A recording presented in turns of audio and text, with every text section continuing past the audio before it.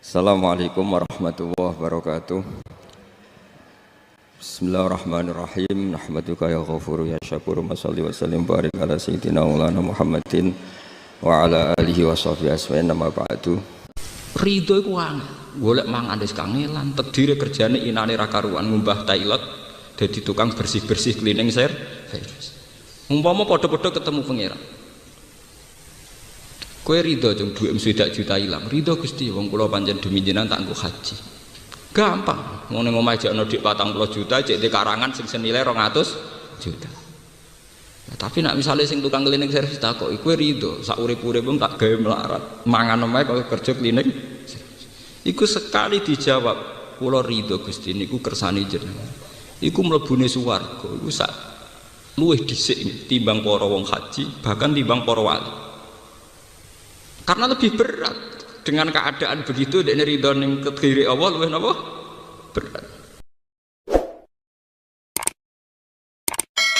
Semua nabi dadi roh prahara kiamat itu mun gak dinyali mau muni nafsi. Nabi nu jek kober ngendikan umat. Ketika semua nabi ku pelo wis ra iso muji pangeran, Nabi Muhammad di depan Allah tesih saged muji. Fa ahmaduhu bimahamida allamani ha rabbi. Ketika Nabi lain sudah tidak punya nyali bilang alhamdulillah, Rasulullah masih punya nyali bilang alhamdulillah. Sehingga fa Muhammadun ahmadu min ghairi. Hampir semua ulama ngendikan ahmadu yang Muhammad itu afal tafdil. Fa Muhammadun ahmadu min ghairi. Ketika Nabi lain sudah tidak bisa atau tidak punya nyali memuji Allah, Nabi Muhammad masih berani memuji Allah ketika mahsyar. Kalau niki cerita ibadah sing ringan-ringan mawon. Tapi dadekne mlebu swarga. Kalau badai cerita siji madhab Hasan Sadili. Terus Hasan Sadili niku toreko sing dianut Gus Wafi. Kula nggih beberapa kali dapat ijazah saking Mbah Mun, saking bapak kula. Di antaranipun nggih pesen teng Gus Wafi, sebagian lewat kula ziarah teng Barozak nggih. Barozak Termas. Abdul Hasan Asadili nu nate pas teng dalem ditamoni pemuda. Pemuda niku ngrutu. Di kampung kami banyak maksiat, di kampung kami banyak kesalahan. Niku sepundi. Jaga pelaksana saat ini niku ringan. Sehingga sebutan seragen. Contohnya sebutan seragen. Sajane nggih persis, tapi utama niku dereng ngeten seragen. Kok tenggen kula kathah maksiat ngeten-ngeten. Jaga pelaksana saat ini enteng ngoten. Man ahabba alla yu'sawaha fi ardi alla yu'sawahu fi ardi faqad ahabba alla tadhara maghfiratu wa alla tadhara syafa'atuhu sallallahu alaihi wasallam.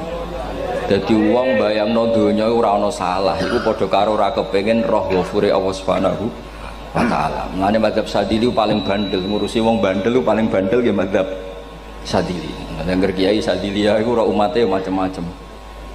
Mane teng Indonesia niku penak, sing ketunan putih seneng nabi, sing ireng nggih seneng nabi, sing ra ketunan nggih seneng nabi. Mulane setan ku bingung. Nyangkone sing seneng nabi keturunan putih tok, sing seneng keturunan ireng ya seneng nabi, sing ra ketunan ya seneng nabi, sing lakenan yo seneng nabi. Jadi kelompok itu kathah sangat. Ini penting kalau aturaken mergi madhab Sadili niku pancen dados pembanding madhab Sayyid Abdul Al-Haddad. Madhab Abdul Hasan As-Sadili niku sing paling masyhur diriwayataken dening Shahibul Hikam.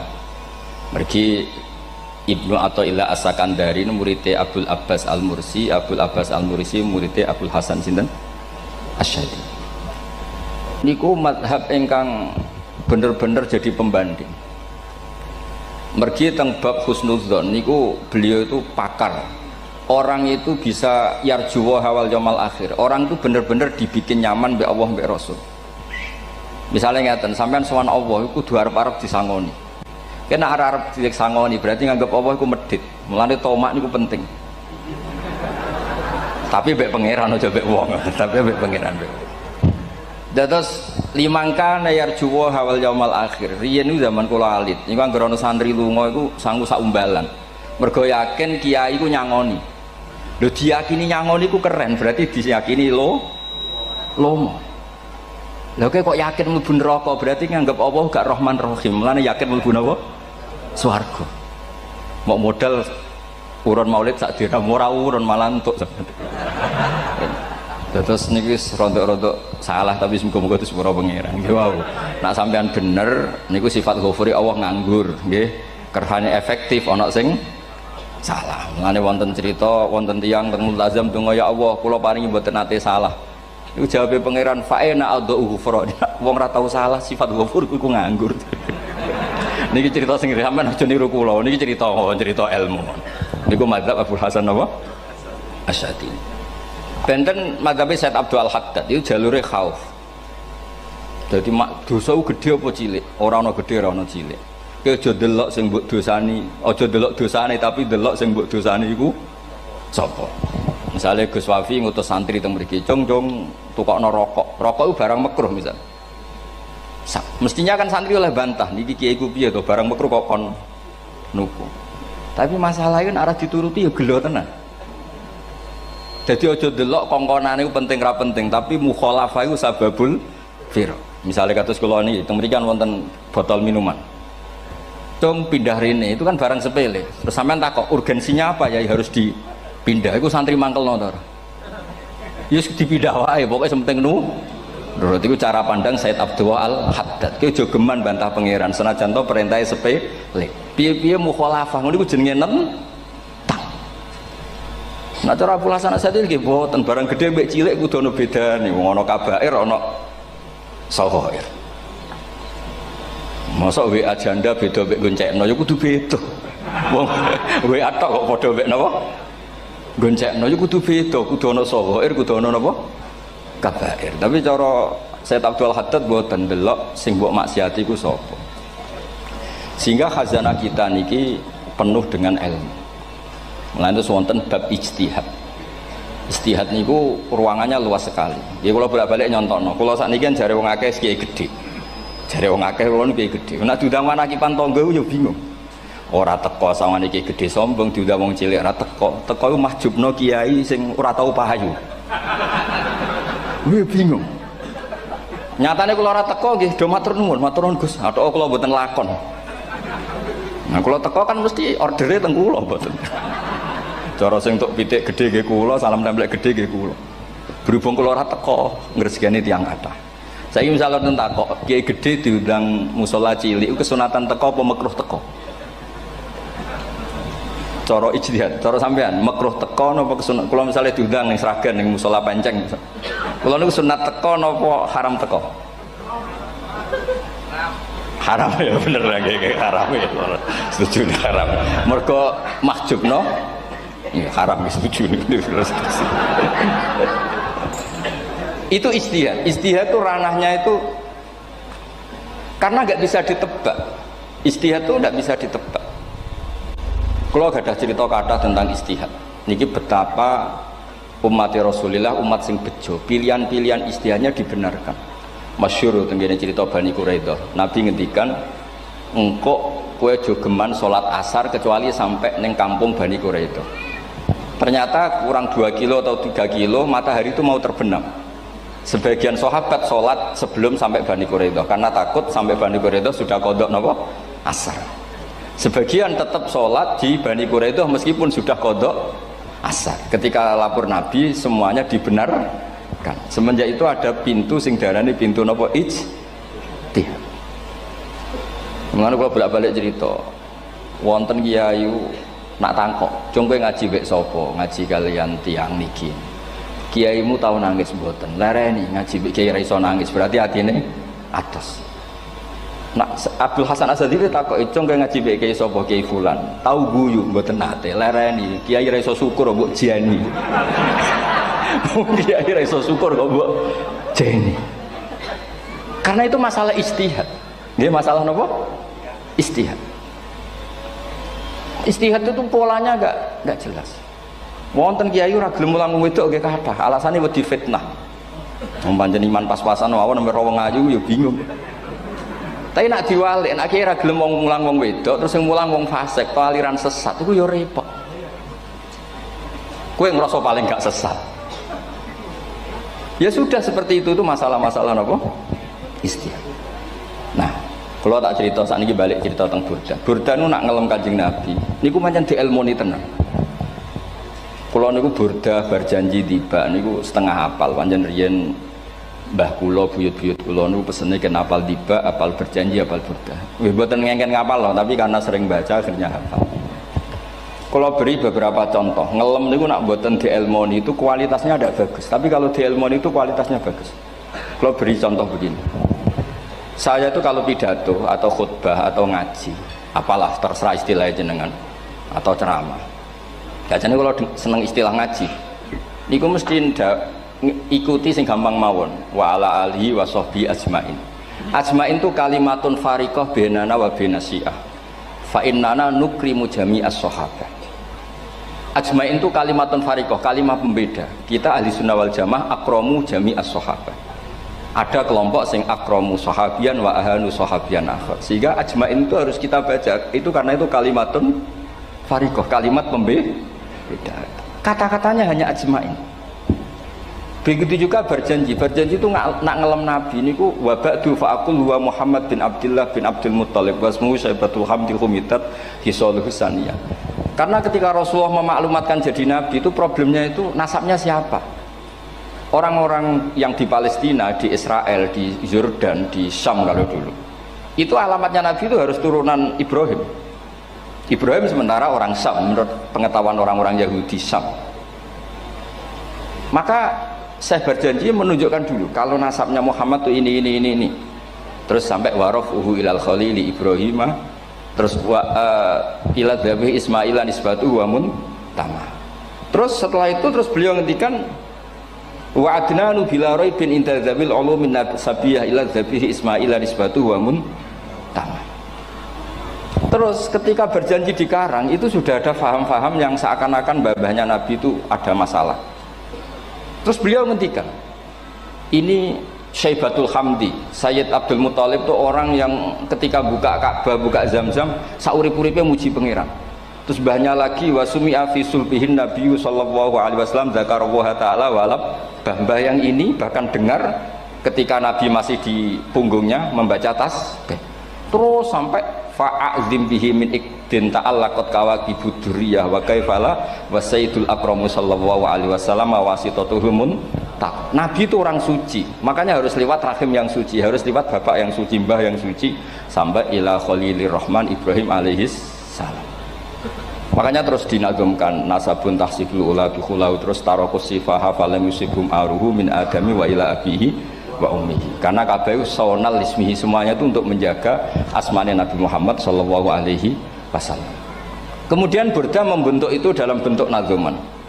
Misalnya beliau ngendikan Rasulullah itu mutiara. Jadi ketika dakwah berpola ya baik, ketika tidak berpola juga baik. Beliau cara muji Nabi faddurru yazdadu husnan wa huwa muntazimun. Namanya mutiara ketika diuntai pasti sangat indah. Tapi terus-terusannya itu wale sayang kusu qadran ghairu muntazimi. Tapi namanya mutiara, mbok berserakan pun tetap indah. Jadi unik. Berarti ketika beliau uji, Nabi dakwah tertib pernah. Sholat tuh harus begini, harus begini, harus begini. Beliau sholatnya tumakninah tertib.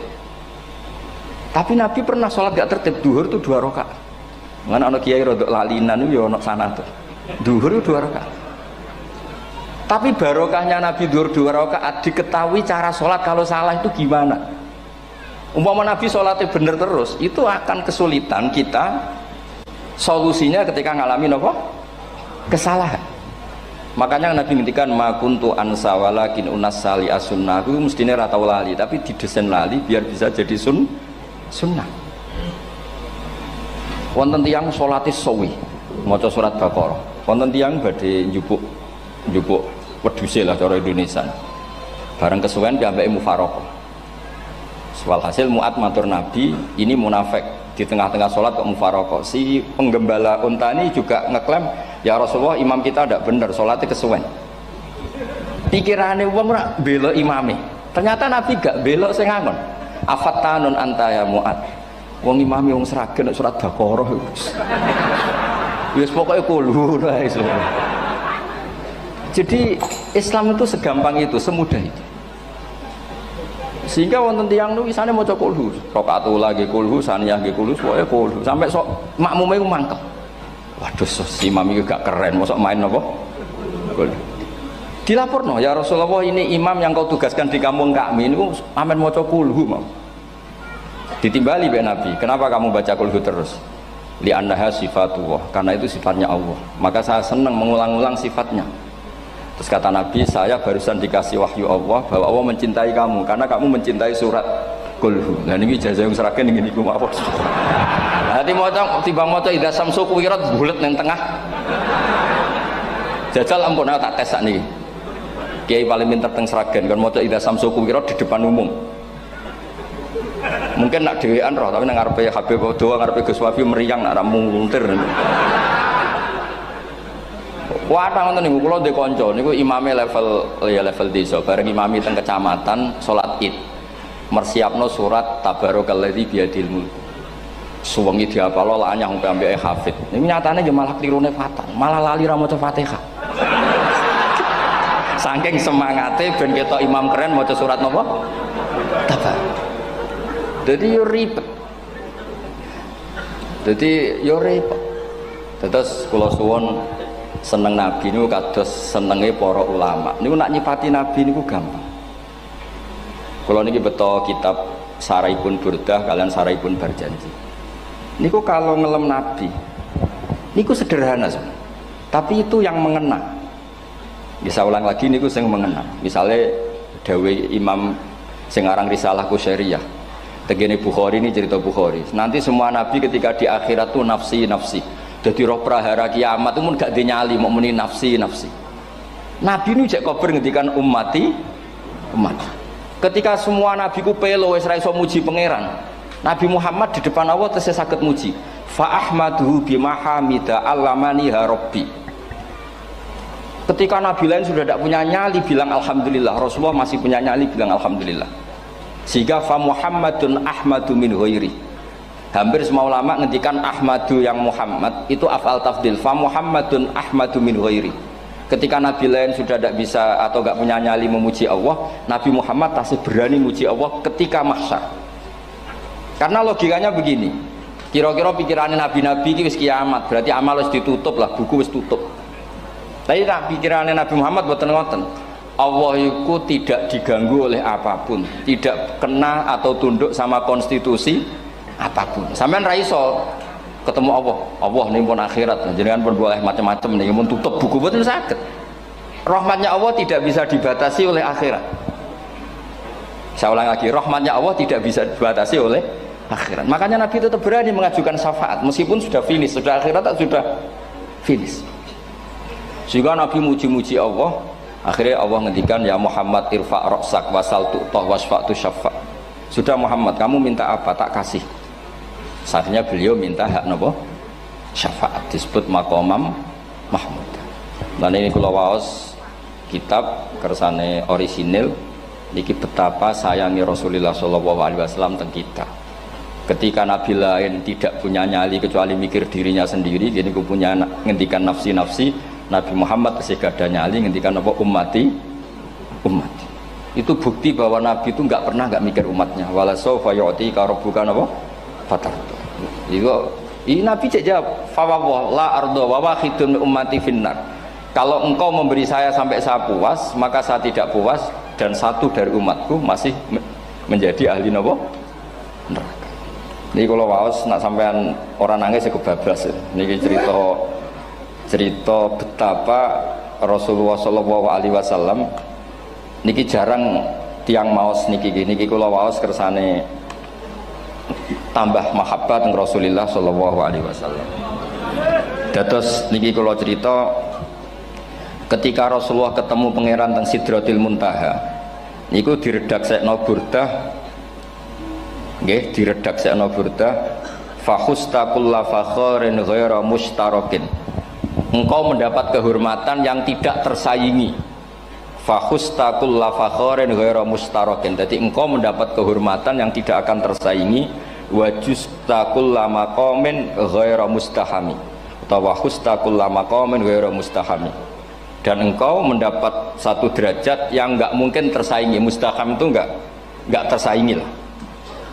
Walhasil ternyata derajat itu apa? Gini ku ketika Rasulullah ketemu Allah Ta'ala teng Sidratil Muntaha Niku Sayyidah Aisyah radhiyallahu anha tangklet, ya Rasulullah, mal ladzi auha ilaika rabbuk idz qala fa auha ila abdihi ma auha. Qala ya Aisyah aturidina anta alami ma la ya'lamuhu Jibril wala Mikail wala nabiyyun mursalun wala malakun muqarrabun. Nggih, Aisyah, bagaimana mungkin kamu tanya sesuatu yang bahkan Jibril itu tidak tahu, Mikail itu tidak tahu, dan semua malaikat yang dekat maupun nabi yang jadi rasul semuanya tidak tahu hubungan saya, kedekatan saya dengan Allah membicarakan apa.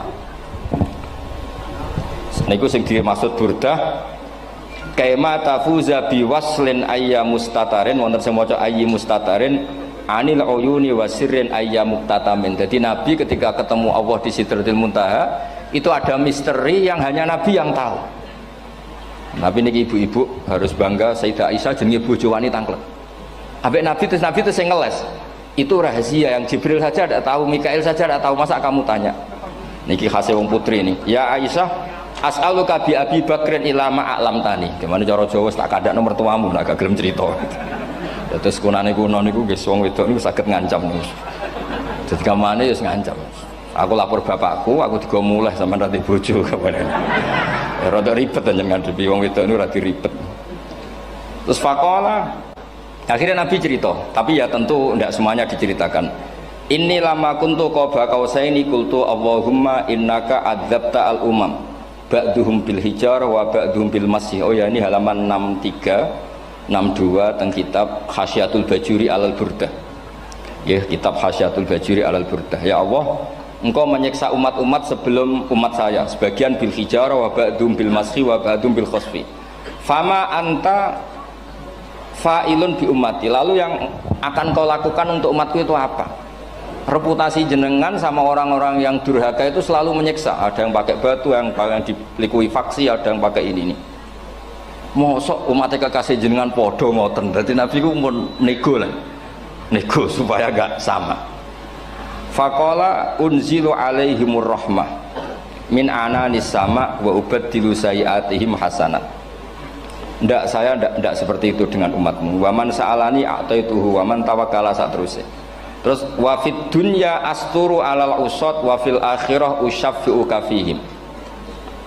Orang-orang yang masih maksiat di dunia tak kasih hak tobat, dan nanti di akhirat tak kasih hak syafaat. Engkau tak kasih hak syafaat. Mulane ini penting di ngertosi bilih ukuran nabi baik itu gampang nak sampean ngaji ngangge ilmu. Syafaati li ahlil kabair min ummati, sok syafaatku kanggo ngomong sing salah akeh. Wong nabi ku ra melok dosa kok mikir nyafaati, nak rapi apike wong ra mungkin. Wong sing dosa iku sampean, sing salah sampean, sing mikir solusine Kanjeng Nabi. Lho wong kok apikane ngono iku gak mungkin ta wong piye. Wong sing salah ku sampean, sing diutang yang sampean, sing kasus sampean, sing mikir Kanjeng. Nah itu cara ulama ngelem Kanjeng Nabi. Mulane khodam tuhu bimatihin astaqilu bihi dzunuba umri madha fi syi'ri wal khodami. Dadi aku ngelem Nabi iku sebagai bentuk ngelem sing ndadekno dosaku ben disepuro pangeran. Misalnya kita suka Alphard, muji Alphard, suka Innova, muji Innova, suka kebun, muji kebun. Sing ribet ku nak suka hewan, seneng kucing sampean ngelem kucing. Lho bareng ngelem Kanjeng Nabi kok ora iso. Lane jare Burdah, aku iku ngelem apa tau iso, mosok aku ora tau ngelem Kanjeng Nabi. Makanya terus beliau hidupnya, kemampuan syairnya didedikasikan hanya nggo ngelem Kanjeng Nabi Muhammad sallallahu alaihi wasallam. Makanya terus ngendikan wa muli kholasi khaira multazim. Saya dedikasikan kecerdasan saya untuk ngelem Kanjeng dan Nabi, dan itu solusi terbaik. Lalu nak ngelem Kanjeng Nabi kadang kebablasan, sampai dikritik banyak ulama karena kebablasan. Gini masyhur beliau ngendikan wala yadi ka rasulullah jahu kabi idzal karimu tajalla bismi muntaqimi. Wonten naskah sing tahalla duka wau teng mriki diwaos napa tahalla napa tajalla tahalla ya. Wonten naskah tahalla wonten tajalla artosipun ngeten. Ya Allah, nabimu ini engkau gelari nabi yang ar-raufur rahim, sebagaimana yang sering disebut Habib Ali Al-Habsyi. Jika nabimu itu ar-raufur rahim, maka ketika engkau mau menyiksa saya dengan atas nama engkau al-muntaqim, zat yang tukang nyiksa, yang menyiksa, maka gelar engkau kepada nabi yang ar-raufur rahim itu kamu kemanakan? Jenengan kudu konsisten lho, kadung ngarani nabi jenengan Raufur Rahim. Maka sifat jenengan yang muntakim jangan pakai dulu, karena saya ini umatnya nabi yang kamu beri gelar Raufur Rahim. Paham tuh jenengan? Maksudnya ya aja sida nyiksa wong kadung mbok arani Raufur Rahim. Dadi wala yadi ka Rasulullahi jahu kabi idzal karimu tajalla ta tahalla bismimun takim. Terus sekarang Burda jenenge Muhammad. Allah kadung janji wong sing jenenge Muhammad ora bakal disiksa. Sebetulnya maknanya ya Muhammad Sayyidul Anbiya nih. Tapi ketika ono panggilan Muhammad ke depan, Muhammad gak boleh disiksa. Jeneng kula nggih Muhammad. Terus Burda nu saking yakine ngendikan fa innali zimmatan minhu bi tasmiyati Muhammadan wa huwa afal khalqi biz zimman. Gusti jenengan kudu eling nami kula niku Muhammad. Wong sing jenenge Muhammad itu ora oleh disiksa. Padahal maksudnya saya oleh disiksa kan kanjeng Nabi Muhammad, tapi biabake namine Muhammad. Terus ngendikan malih in ati dzamban fama ahdi bimuntaqidi minan nabi wala habli bimunsori. Gusti kula pun iman mbek jenengan. Iman itu nilainya tertinggi. Jenenge iman nilai tertinggi, maka iman enggak bisa dibatalkan hanya karena saya salah. Jadi pangeran kok diruwayu dipeksa kudu ngakoni nek dene umat Rasulullah sallallahu alaihi wasallam dan in atila menekani ingsun dampan ing dosa. Fama ahdi bimuntaqidin, maka perjanjian saya dengan engkau tidak boleh dibatalkan. Itu termasuk hebatnya umat Rasulullah sallallahu alaihi wasallam, apapun salahnya niku tetap diakoni umat Rasulullah sallallahu alaihi wasallam. Mergo termasuk kelebihan Nabi niku gadah hak napa? Syafaat. Nggih eling-eling termasuk kelebihan Nabi niku gadah hak napa? Syafaat. Meskipun kita tetap khawatir jenenge dosa ge istighfar, tapi aja dadi putus asa mergo napa in anti dzamban fama ahdi bimuntaqidi minan nabiyyi wala habli bimun sorim. Terus niku cerita-cerita madhe ulama teng Rasulullah sallallahu alaihi wasallam. Mereka milih kata-kata sing wong apik eling terus. Nggih eling terus. Wau kados wau fadurru yasdadu husnan wa huwa muntazimu wa laysa yanqusu qadran ghairu mun. Jadi dulu tuh pernah ada faham-faham sing cara zahiri hadis iku abai nabi itu seperti ini cara zahiri hadis. Tapi ahli sunnah wal jamaah terus dipendapat bapake nabi babe nabi ku min ahlil jannah. Mergo apa? Wa kaifala wa sayyidul akramu sallallahu alaihi wasallam wasitatul muntaqah. Nabi itu orang suci, pasti lewat rahim-rahim yang suci. Minal aslabi thahira ilal arhamiz zakiyatil fakhirah. Itu logika yang dibangun sehingga terus mantep baru kayak wau mau sedibak mau berjanji kiakan wong Islam an nabi min abihi wa ila jaddi wa ila jaddi jaddi sampai Adam niku kabeh tarokus sifah falam yusibhum aruhu min adami wa ila abihi wa ummi. Begitu juga masalah iman. Soal misalnya ada pertanyaan ilmiah, lalu Ibrahim gimana karena nanya Azar itu kafir. Zaman ada Nur Rasulullah sallallahu alaihi wasallam Azar belum kafir. Setelah intikal ke Ibrahim baru Azar kafir. Atau ada yang menjawab istilah abun di situ itu majaz. Sebetulnya Azar bukan bapak kandung tapi apa?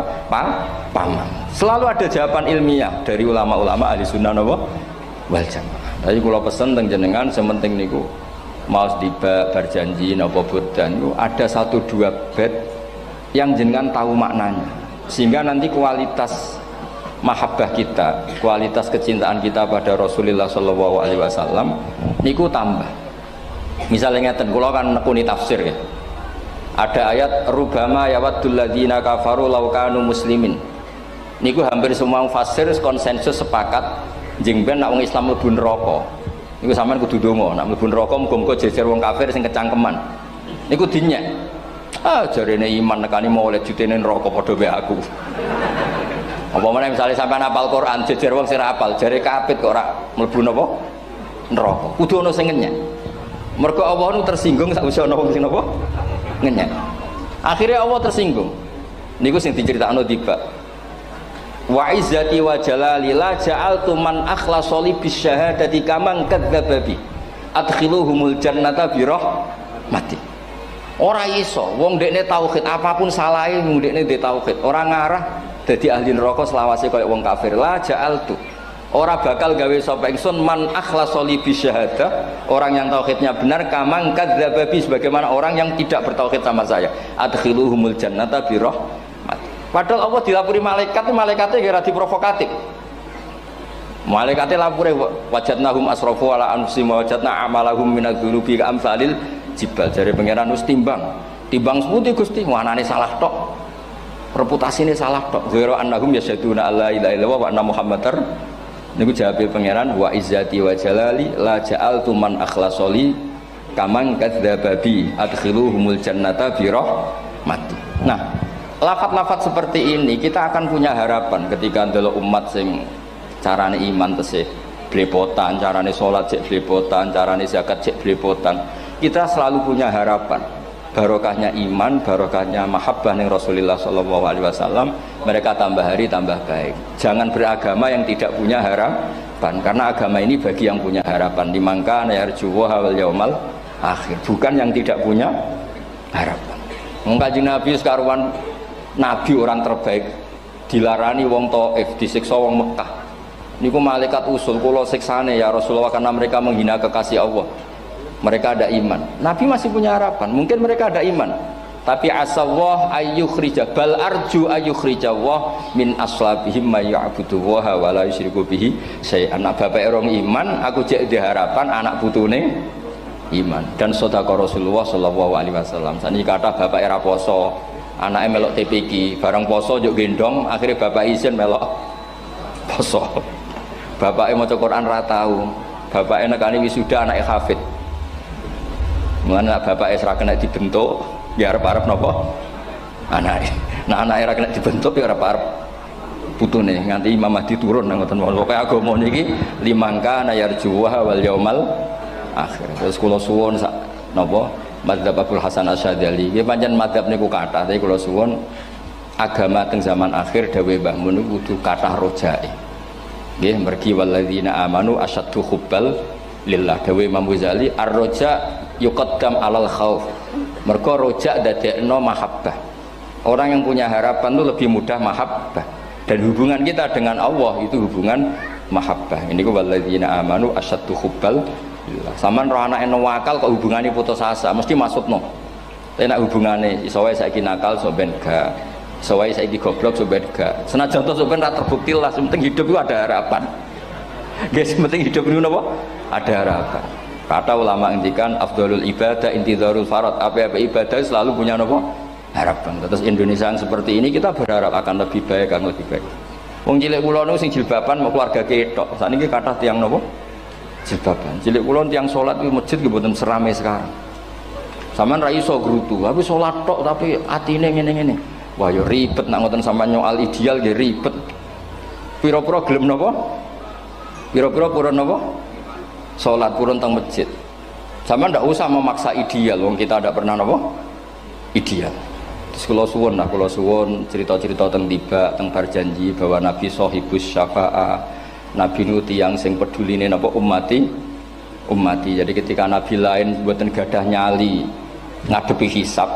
Ngene iku do muni nafsi, Nabi tesih gadah nyali mikir umatnya ngendikan mati. Carane apa? Muji pangeran bima hamida allamani ha rabbi.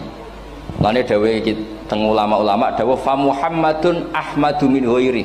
Makanya summiya Muhammadan mergo li annahu satu wasammihi idza wada'atihi Muhammadan li annahu satu madun apa? Ubah wa summiya Ahmad li annahu ahmadu min ghairi. Ini hampir semua ulama ngendikan ketika teng mahsyar semuanya Nabi gak punya nyali untuk matur minta sama Allah.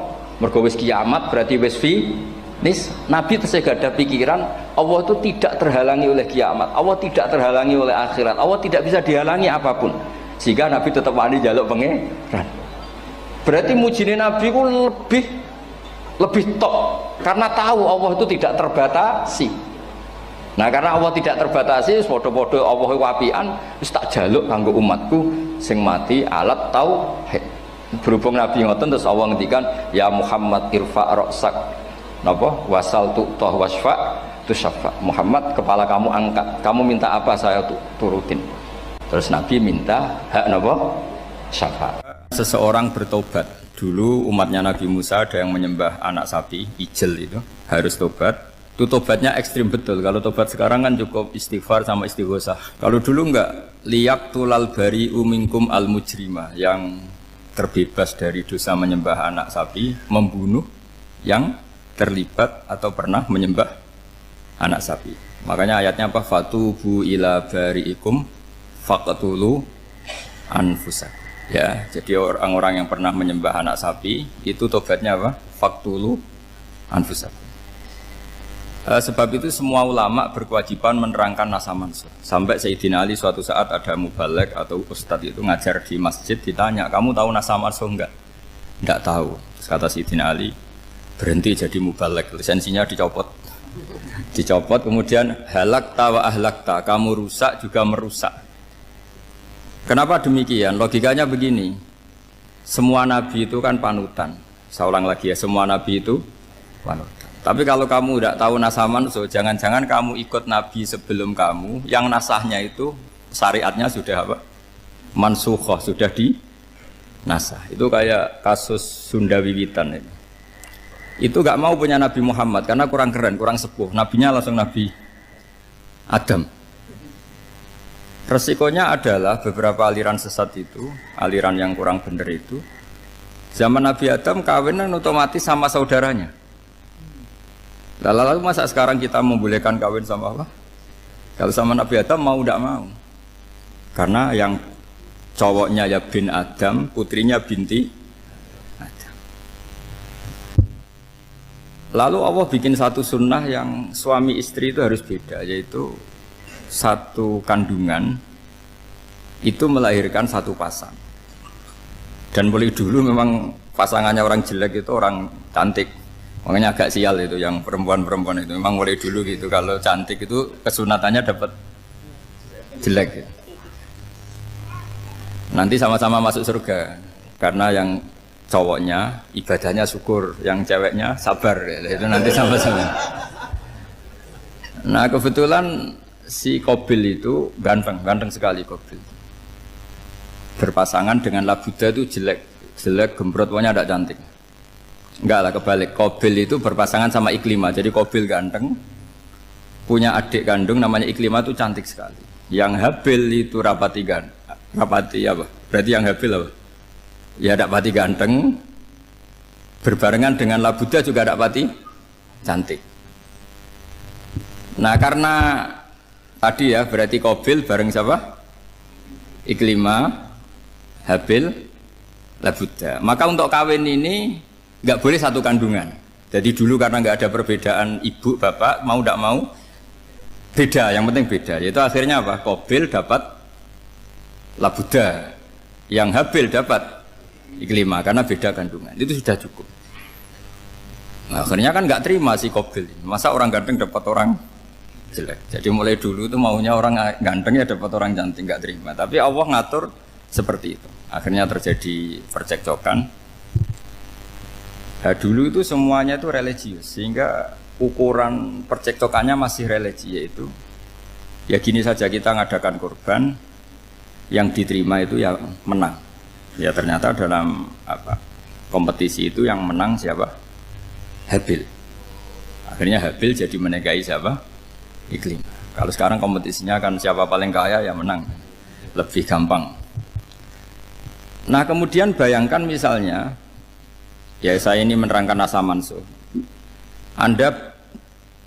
Kita semua sering ngomong, sering berkoar-koar, sering menyarankan atau mewajibkan para nabi itu panutan dalam semua perilakunya.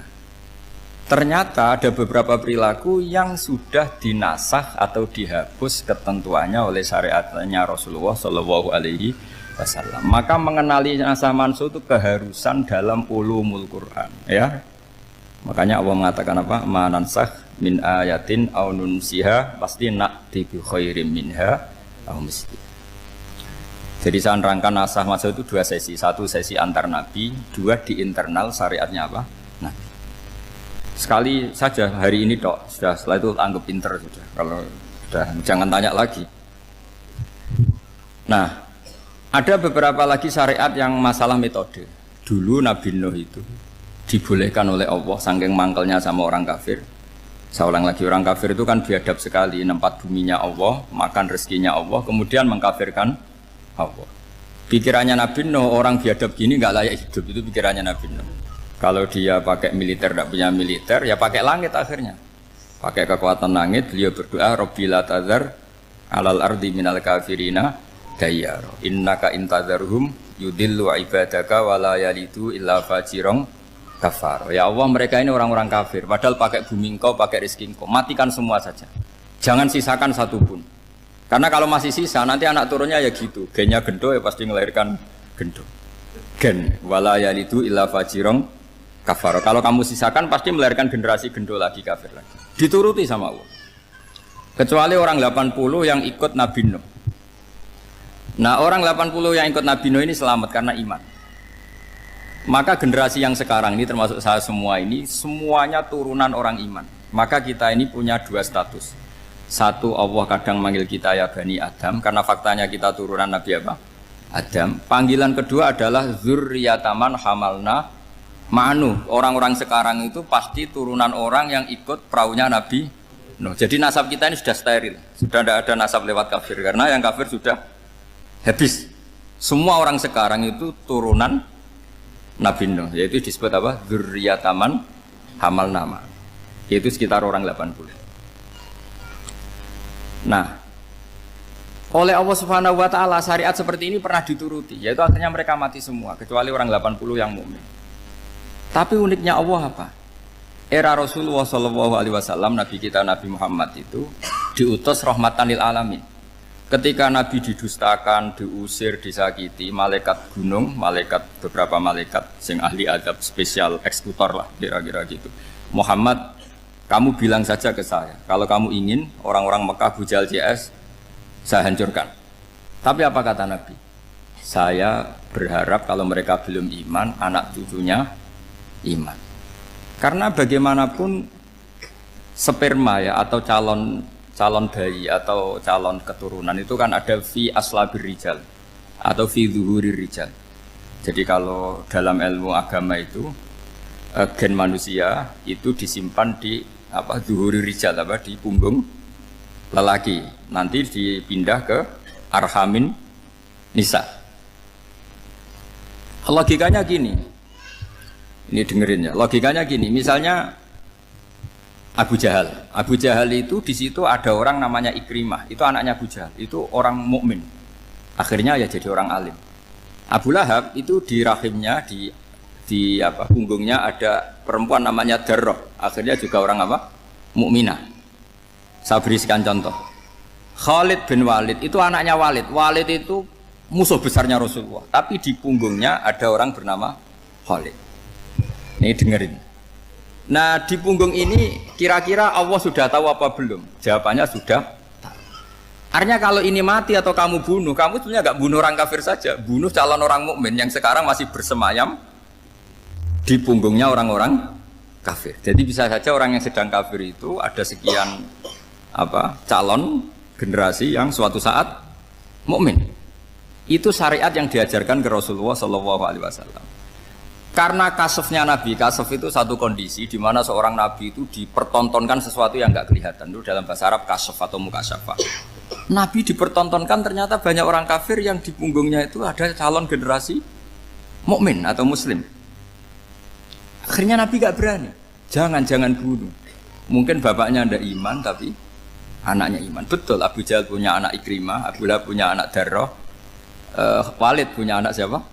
Khalid. Itu mirip seperti kita, bapak era sholat, anak ETPK sholat, akhirnya bapaknya katut sholat. Banyak nggak di Indonesia, bapaknya tidak bisa baca Quran, anaknya hafid. Nah, itu kalau bapaknya kamu habis, tidak ada yang meselin. Makanya biarkan hidup saja. Nah, artinya gini, andai kan tidak ada ulama yang menerangkan nasa mansuh, dikira syariat Nabi Nuh itu abadan mu'abbadat, selamanya lama. Sehingga main teror sama orang kafir sah berdasar Nabi Nuh. Padahal kita sudah ganti Nabi, yaitu syariatnya Rasulullah Shallallahu Alaihi Wasallam. Masyhur itu ketika Nabi ngendikan, saya tidak minta mereka dihukum, tapi ya Allah saya minta Allah mahdi qaumi fa innahum la ya'lamun. Mereka kafir itu karena tidak tahu. Sehingga ada periode.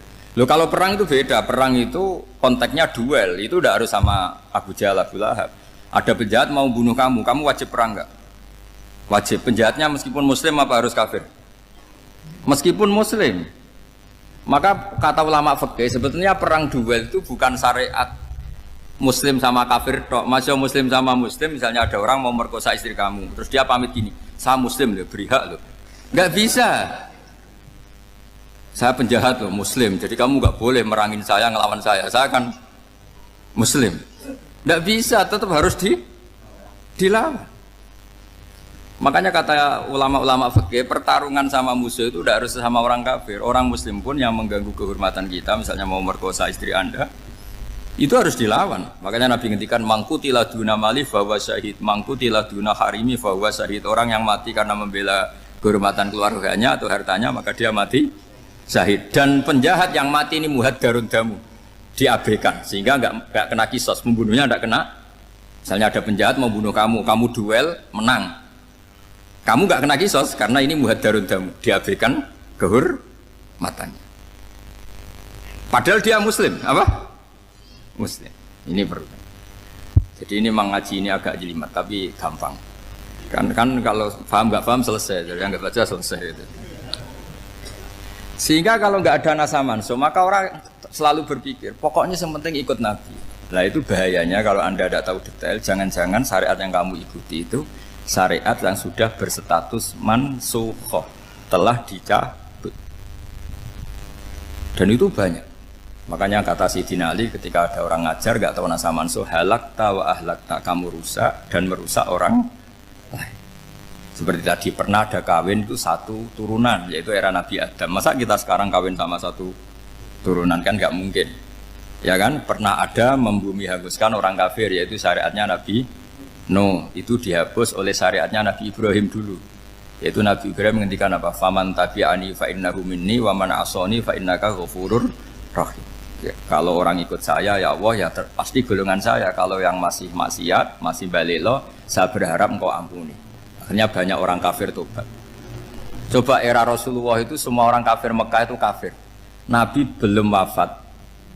Itu sudah ada 114.000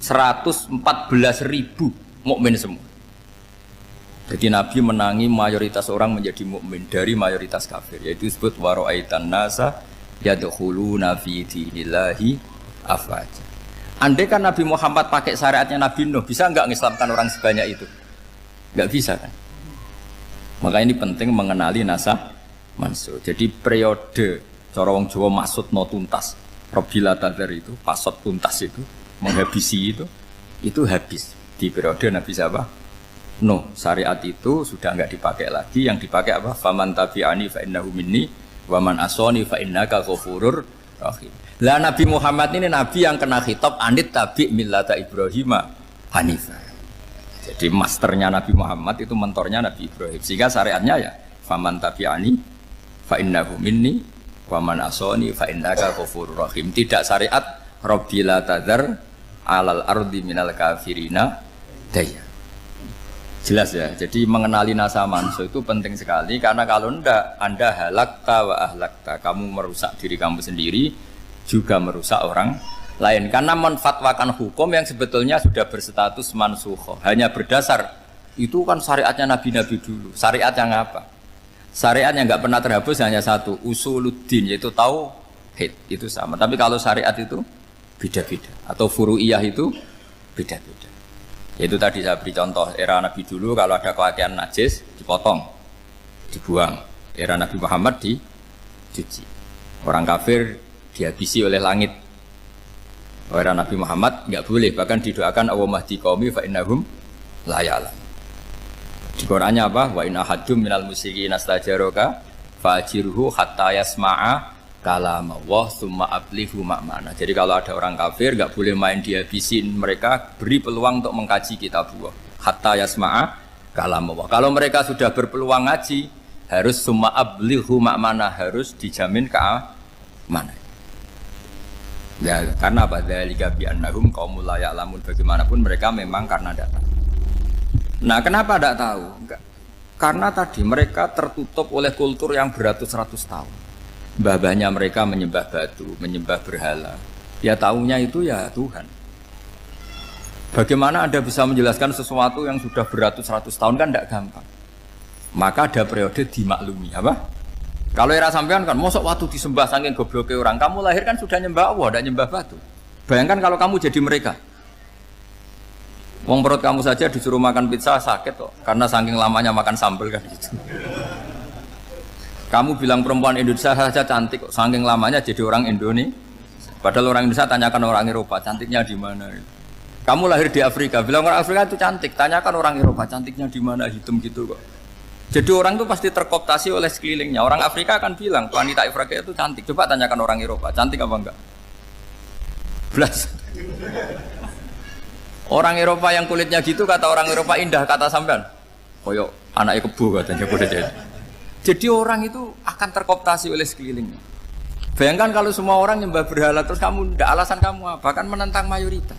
Dan itu berat. Maka dimaklumi oleh Allah, dzalika bi annahum qaumul la ya'lamun fi manah panyeruarah. Nah, pemakluman ini yang mulai sekarang terkikis. Orang main pukul saja enggak mau ngaji. Enggak mau ngaji Quran secara kafah. Jadi fatwanya Islam kafah tapi ngajinya Quran enggak kafah. Ngambil 1-2 potongan ayat dipakai dalil. Jadi Islamnya inginnya kafah tapi ngajinya Quran enggak. Kalau kafah ya hafal 30 juz itu.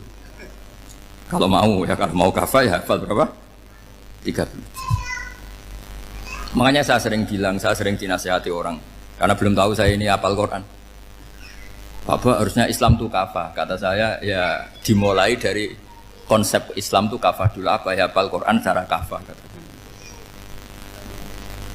Jadi ini penting saya utarakan. Bahaya sekali orang mengenali Islam tanpa mengenali nasah mansukh. Karena beberapa syariat Nabi sebelum kita itu berstatus mansukh.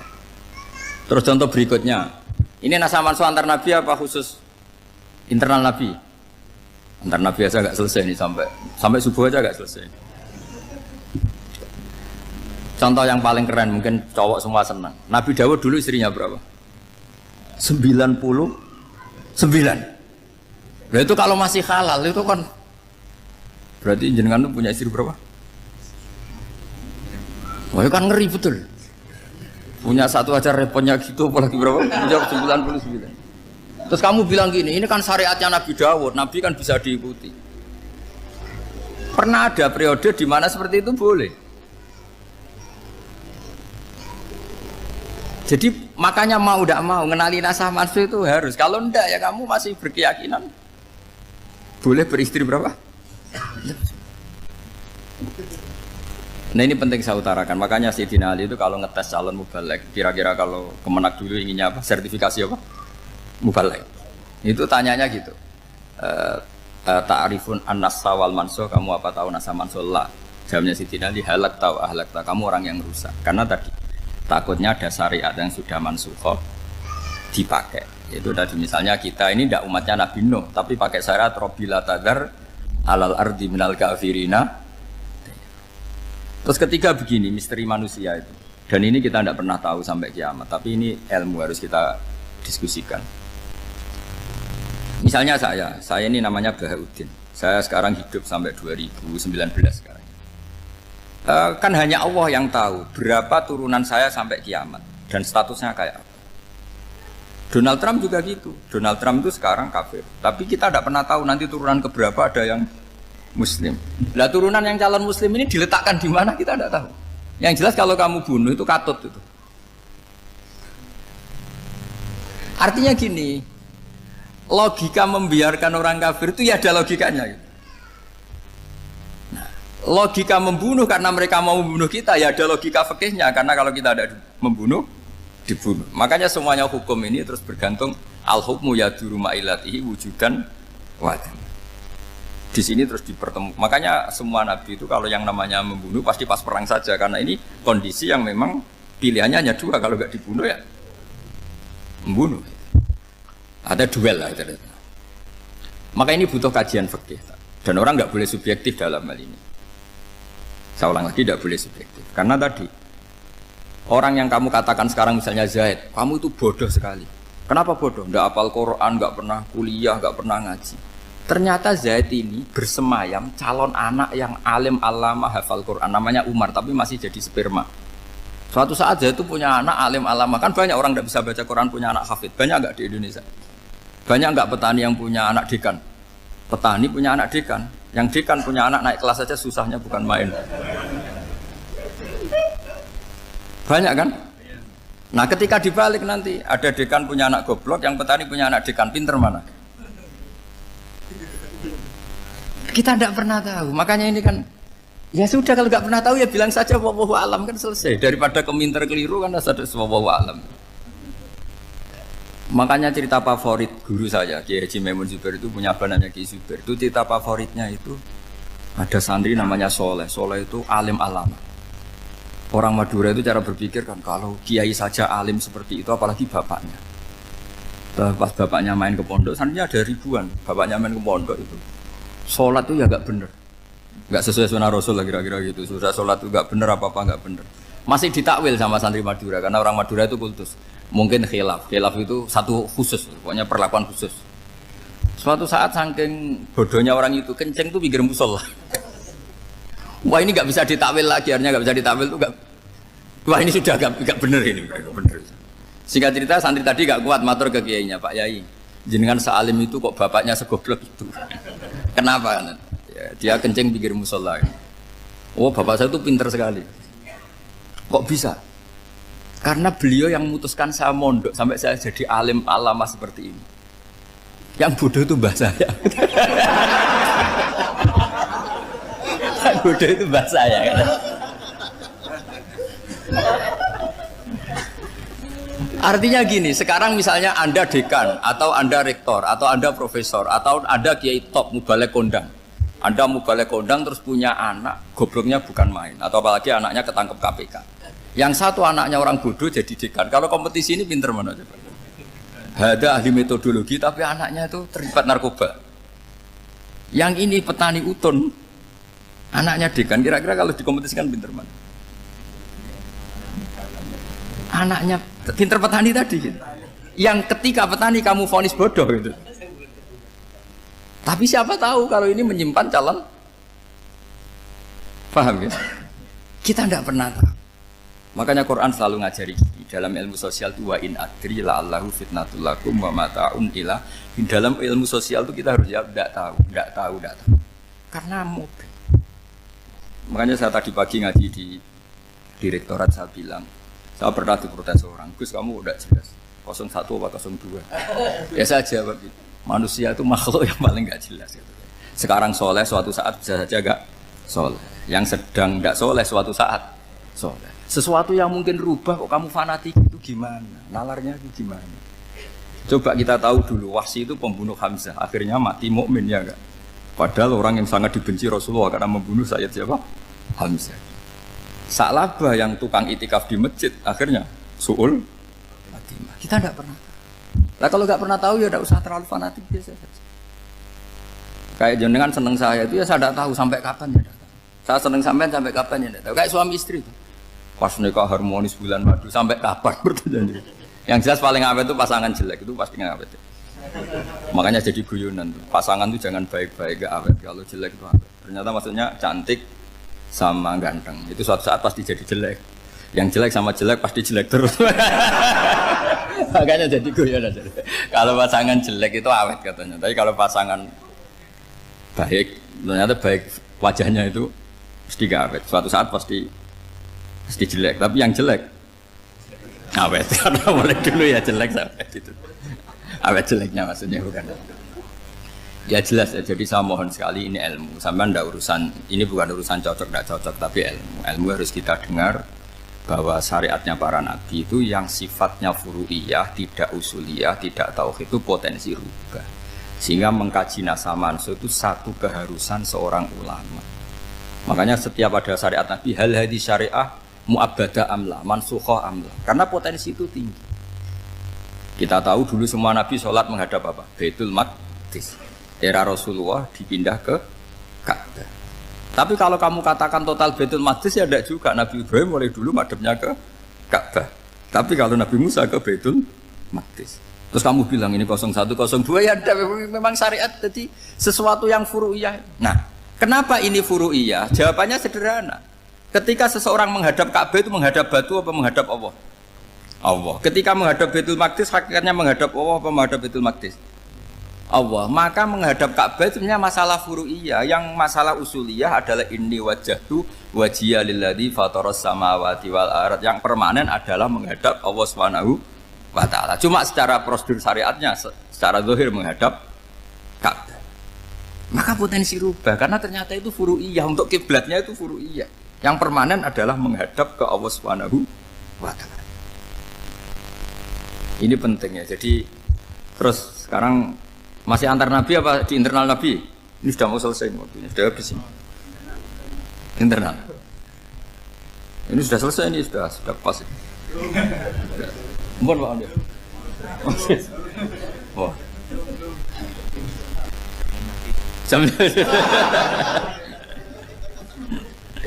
Ini sudah. Sampai mana tadi? Teruskan apa enggak? Sudah ya, sudah kayaknya sudah. Biar kelihatan cerdas terus. Sekali pertemuan sudah pinter gitu. Berapa? Setengah jam sudah pinter gitu. Yang internal nabi apa antar nabi? Internal ya, sudah sekarang ke internal. Kalau internal lebih banyak lagi contohnya.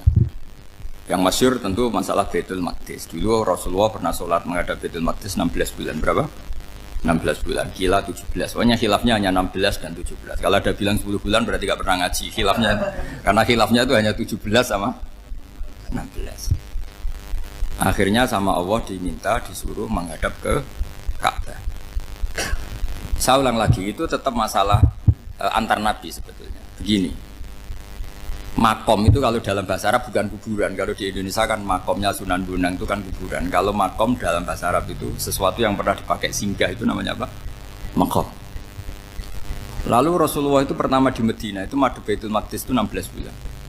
Orang Yahudi senangnya bukan main, sampai mereka bilang gini, Muhammad tuh gaya-gaya nantok punya agama baru, tapi kiblatnya ikut kita. Baguslah anak itu katanya, masih tahu diri katanya. Bagus katanya itu masih tahu diri. Jadi senangnya bukan main orang Yahudi, karena kiblatnya Muhammad sama dengan mereka. Ya tentu mereka jangkar Muhammad, bukan Sayyidina Muhammad atau Rasul Muhammad, karena mereka masih gak iman. Nabi itu ya agak tersiksa, karena beliau secara gen turunan Nabi Ibrahim dan kiblatnya Ibrahim itu Ka'bah. Agak tersiksa tapi sami'na wa ata'na tetap madhab ke Baitul Maqdis berapa? 16 bulan. Suatu saat Nabi Muhammad itu disuruh madhab Ka'bah. Ini dengerin. Akhirnya madhab ke Ka'bah. Apa yang terjadi? Orang Yahudi komentar gini, Muhammad itu gimana? Dia di perantauan rindu sama keluarganya, terus rindunya itu diaplikasikan jadi perilaku agama. Jadi dia madhab Ka'bah dianggap kangen. Kayak saya kan orang Rembang. Rembang itu apanya Jogja? Timurnya apa-apanya? Nggak, Jakarta itu mana Jakarta itu? Barat sana ya. Ibaratnya saya orang Jakarta, terus merantau di Jogja. Dulu kiblatnya itu menghadap ke timur, terus ketika madhab ke barat, kata sampean, wah itu padunya kangen apa? Keluarga. Juga kurang ajar orang Yahudi. Jadi orang Yahudi itu memang paling pinter bully. Makanya kalau sampean tukang bully itu ya agak-agak, ya enggak. Saya tidak ngomong agak ya, pokoknya agak-agak. Ya. Pinter bully orang Yahudi. Makanya nggak ada orang debat sepinter orang Yahudi. Yang bisa ngalahkan hanya Tuhan itu. Orang Yahudi yang bisa ngalahkan hanya Tuhan. Sayyidina Ali orang paling terkenal cerdas. Itu kalau sama orang Yahudi itu pusing. Karena ya apa logikanya itu? Saya beri sekian contoh. Ada orang Yahudi tanya gini, Muhammad, kalau kambing mati itu yang bunuh siapa? Ya Allah, mati langsung itu. Agama kamu itu aneh, Mak. Yang langsung sentuhan Allah haram, tapi yang lewat tangan-tangan jahil manusia malah halal. Harusnya itu yang halal kan orisinil, langsung Allah yang bunuh. Juduteknya itu aneh, dari cara berpikir itu aneh. Nah cara sampean ini kan, nak halal pangan kue. Tapi Nabi kan nggak boleh bertutur kata kasar gitu. Kalau yang jadi Nabi saya untalan ngono kan gitu. Tapi Nabi kan nggak boleh kasar. Jadi Nabi itu problem karena nggak boleh apa? Kasar. Kalau kita kan gampang, ya nak halal untalan kan selesai apa? Tapi Nabi nggak boleh kasar gitu. Jadi nggak Nabi, ya sampean itu kan enak. Mau keliru ya pantas, mau apa saja pantas. Karena kan nggak panutan. Kalau Nabi nggak bisa. Meluruskan kebenaran itu harus tetap sesuai akhlak. Ya jadi agak kerepotan. Makanya punya Umar alhamdulillah ada yang nggak perlu aturan gitu. Jadi enak. Jadi ya itu memang aturannya harus itu. Coba Nabi itu perang tapi nggak boleh bunuh. Kayak apa susahnya? Beliau jadi sasaran tembak tapi nggak boleh bunuh. Kalau sahabat kan enak, duel, relax, santai, bisa tarung. Kalau Nabi nggak boleh. Makanya Nabi meskipun ikut perang terus, nggak ada sejarah orang yang dibunuh. Ya, hanya satu peristiwa itu pun dibaca orang kafir, ditangkis Nabi, pedangnya kembali ke dia mati. Tapi nggak ada yang Nabi. Karena Nabi kalau pembunuh nanti itu terus kayak pendekar kan, yang susah juga punya Nabi kok. Habis perang saya Nabi tanya, Muhammad habis perang berapa? 1000. Ya repot juga punya Nabi mantan apa? Pembunuh, meskipun yang dibunuh orang kafir, tapi kan kayak apa ya? Fitrah manusia itu akan menolak kepemimpinan orang yang gitulah pokoknya nggak bisa diterangkan itu. Makanya Nabi itu nggak pernah bunuh, meskipun kayak apa musuhnya, tapi nggak pernah bunuh. Untungnya di sekeliling orang-orang yang tadi. Jangan bilang itu suka bunuh ya, pokoknya perang gitu ya. Perang dengan bunuh itu beda loh. Ya. Kalau perang itu fair apa? Fair. Sampai mana tadi? Nabi Ibrahim ya. Makom tadi saya ulang lagi. Nabi Muhammad menghadap ke Baitul Maqdis itu hanya Allah nuruti. Ini loh Nabi betul. Tahu betul bahwa di antara syariat adalah Baitul Maqdis karena semua Nabi pernah berkiblat Baitul Maqdis. Tapi Nabi ketika menghadap ke Ka'bah, Nabi juga dibilangin sama Allah. Ini loh syariat yang benar karena Ka'bah juga kiblat sing a'taku, lebih tua ketimbang Baitul Maqdis. Maka disebut Ka'bah Atiqah. Ilal Baitil Atiq. Kalau Quran bahasakan Ka'bah apa? Wal yatawafu bil Baitil Atiq. Atiq itu tua sekali. Ya sudah. Ketika berstatus tua itu orang Yahudi seneng, mergo roh kelirune Muhammad. Mereka nantang, Muhammad ayo debat terbuka. Nabi rawuh. Bagaimana Anda bilang Ka'bah itu kiblat tertua? Wong Ka'bah itu pertama yang menghadap sana itu ya kamu. Semua Nabi menghadapnya ke Baitul Maqdis. Terus Nabi Muhammad mulai berargumentasi ilmiah tadi. Enggak, Ka'bah itu kiblatnya Ibrahim. Jadi Ibrahim dulu itu yang mulai dulu kiblatnya itu di Ka'bah. Terus orang itu tanya buktinya apa? Terus dijawab fihi ayatum bayyinatum maqam Ibrahim. Ternyata di situ ada jejak kakinya Nabi Ibrahim, yaitu batu yang diinjak beliau ketika bangun Ka'bah. Itu argumentasi ilmiah. Lah barang orang Yahudi kehilangan ilmu itu gobloknya orang Yahudi. Makanya yang bisa mengalahkan Yahudi hanya Allah Subhanahu wa taala. Luang Ibrahim saja golongan kita, pengikut kita. Ibrahim itu pengikut Yahudi. Wah itu Nabi mulai senyum-senyum, mulai tertawa-tawa. Wah itu goblok orang terdidik. Karena itu ibaratnya kayak kamu bilang Soekarno itu pengagum Puan Maharani. Kira-kira seperti itu. Soekarno itu pengikut Puan. Karena Yahuda itu Yahuda bin Yakub bin Ishak bin Ibrahim. Saya ulang lagi ya, nasabnya Yahudi apa? Yahuda bin Yakub bin Ishak bin Ibrahim. Jadi Ibrahim itu mbah keempat dari Yahuda. Tapi karena mereka kalah debat, Ibrahim itu pengikut Yahudi, itu sama dengan bilang apa? Soekarno itu pengikut Puan Maharani. Itu kan jadi aneh.